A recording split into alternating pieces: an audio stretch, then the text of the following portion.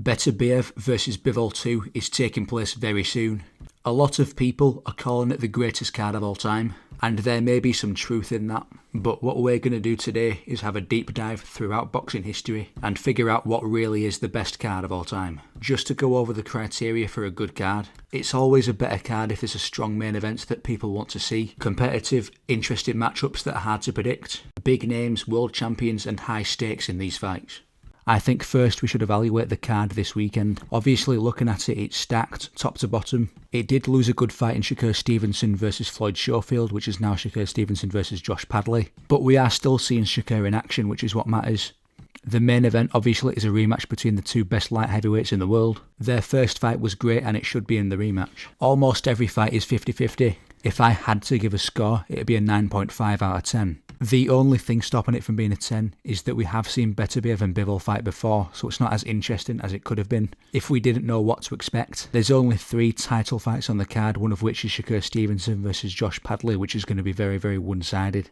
But overall, very good card. Before we start looking at the other cards, I should give a very strong honourable mention to the 2011 AIBA World Championships. This was an amateur tournament where on the same day, countless extremely talented fighters fought on the same day, including Alexander Usyk, Artur Beterbiev, Naoya Inoue, Vasily Lomachenko, Anthony Joshua, Errol Spence Jr., Robesi Ramirez, Oscar Valdez, Mean Machine Kavaliauskas, Alexander Gvozdyk, Hobson Conceição, Zhilei Zhang, Filip Hrgovic, Ryota Murata, Jojo Diaz, Luke Campbell, Michael Conlon, other amateur standouts like Julio Cesar La Cruz, Roniel Iglesias, and Roberto Camarel, as well as many others. It's a very long list, but obviously they're not professionals, so they won't count on the list. Anyway, the first card we're going to look at is Jack Dempsey versus Billy Miske. This card took place in September of 1920, and what stands out is the fact that Jack Dempsey, Harry Greb and Sam Langford fought on the same card. Jack Dempsey being the biggest name in boxing at the time, the long-reigning heavyweight champion. Harry Greb defended his light heavyweight title, and Sam Langford, one of the greatest heavyweights of all time, was also on the card. The card was in fact in 1920, so there were only those 3 fights on that entire card. But considering it had the 2 best fighters in the world at that point on the same card, I'm going to give it an 8 out of 10.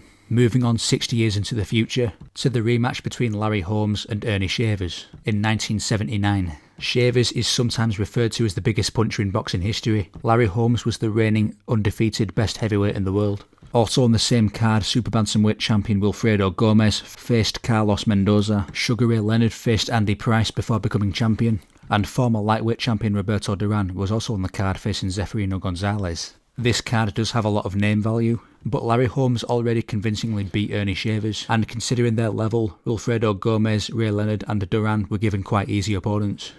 So it's a good card, but it only gets a 7.5 out of 10. Our next card is an interesting one. After the 1984 Olympics, 5 Americans who won medals in that same Olympics decided to make their professional debuts on the exact same card. Those 5 Americans were Tyrell Biggs, Mark Breland, Pernell Whittaker, Meldrick Taylor and Evander Holyfield.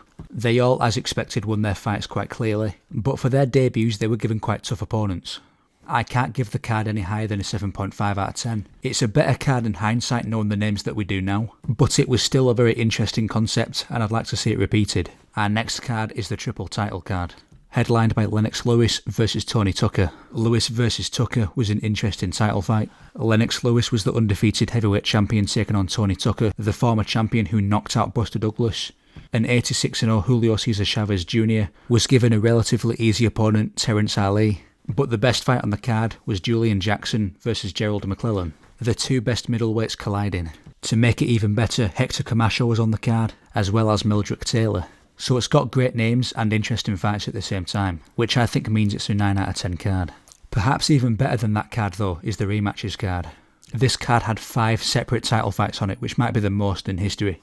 The headliner was the rematch between Julio Cesar Chavez and Frankie Randall. This fight was an immediate rematch, because Frankie Randall became the first man to ever beat the 89-0 Julio Cesar Chavez, which was a massive upset which made the rematch even bigger. Julian Jackson and Gerald McClellan fought again in this card, as well as super welterweight champion Simon Brown taking on Terry Norris.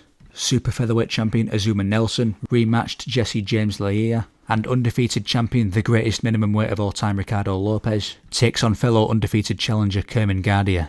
I think with 5 interesting title fights, this card is as good as it gets. And for that reason, I'm going to give the card a 10 out of 10. The next card we're going to look at is Mike Tyson versus Evander Holyfield. Obviously the main event is one of the biggest fights of all time. The undercard was not bad at all either. Henry Akinwande defended his heavyweight title versus Alexander Zolkin. The other heavyweight title was defended by Michael Moorer versus undefeated Franz Botha, and Ricardo Lopez defends his title once again. So 3 title fights, plus maybe the most anticipated heavyweight fight of all time. It's a very good card, and it's going to get a 9.5 out of 10.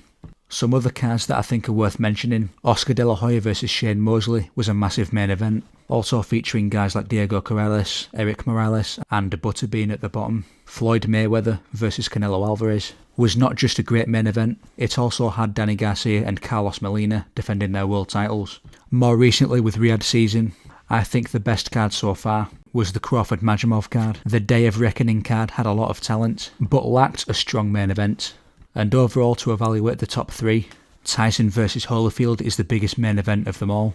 But beterbiev versus Bivol 2 has a very consistently good running order. But I think the best of them all is the Rematches card with Chavez Jr. versus Randall 2, Jackson versus McClellan, Nelson versus Leia, Brown versus Norris, Lopez versus Guardia, as well as Meldrick Taylor at the bottom versus Chad Broussard. I think it's the best card of all time, and that's going to do it for the video. Like and subscribe.